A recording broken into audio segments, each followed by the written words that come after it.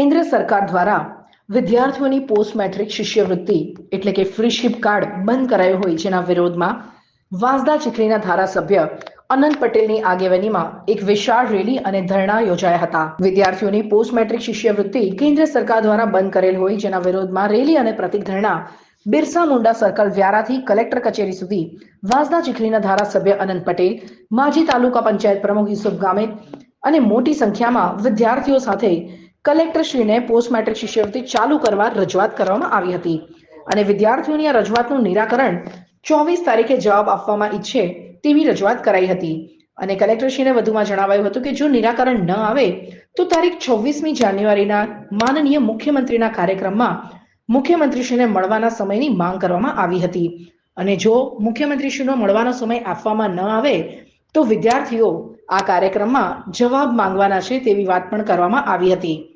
આ તબક્કે માજી એમએલએ પુનાજી ગામિત, નવસારી જિલ્લા મહારોડી ગ્રામસભા અધ્યક્ષ રમેશ પટેલ, ધરમપુર તાલુકા પંચાયત અપક્ષ સદસ્ય કલ્પેશ પટેલ, વ્યારા નગરપાલિકા કોર્પોરેટર જોનિલ ગામિત, જિલ્લા પંચાયત સભ્ય રેહાનાબેન, સુરત જિલ્લા સામાજિક આગેવાન જીમી ગામિત, હેબ્રુન ગામિત, વીરુ વસાવા તેમજ મોટી સંખ્યામાં વિદ્યાર્થીઓ જોડાયા હતા. આનંદભાઈ, માજી ધારાસભ્ય શ્રી પુનાજી ગામિત, મંચસ્થ મહાનુભાવો, બધાનું નામ નથી લેતો, પણ આજે આપણે અહીં બેઠા છે બહુ ગંભીર પ્રશ્ન માટે બેઠા છે. મિત્રો, શિષ્યવૃત્તિ બંધ કરવાનું કારણ કે આદિવાસીને શિક્ષણથી વંચિત કરવાનું છે.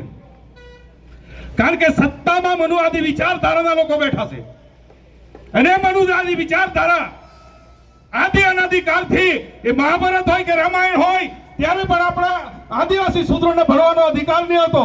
પણ આ દેશની અંદર ભારત દેશનું બંધારણ અમલમાં છે, સંવિધાન અમલમાં છે, એટલા માટે એ લોકો એન કેન પ્રકારે આદિવાસીના વિદ્યાર્થીઓ કઈ રીતે ભણવામાં પાછા પડે એ રીતના ષડયંત્ર કરી રહ્યા છે. તો શું આપણે ચલાવી લેવાનું છે? ચલાવી લેવાનું છે.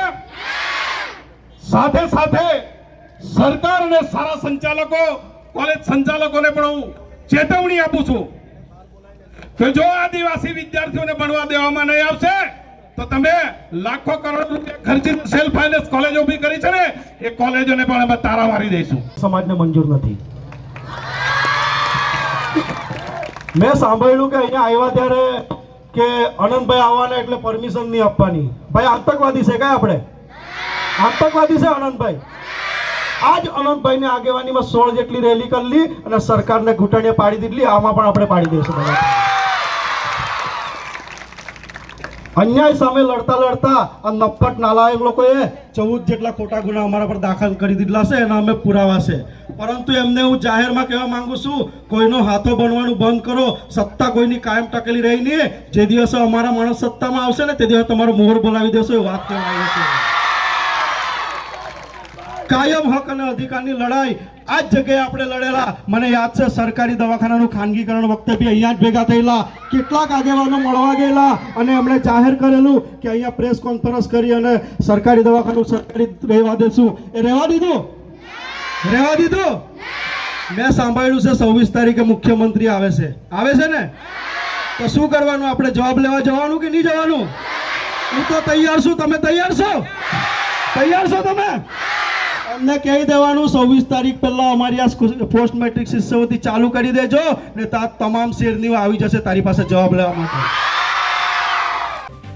જો તમે આ વિડીયો ફેસબુક પર જોઈ રહ્યા છો તો લાઈક અને ફોલો કરો અને યુટ્યુબ પર જોઈ રહ્યા છો તો અમારી ચેનલને સબસ્ક્રાઇબ કરો. સત્તરે.com, આઝાદી સમાચારોની.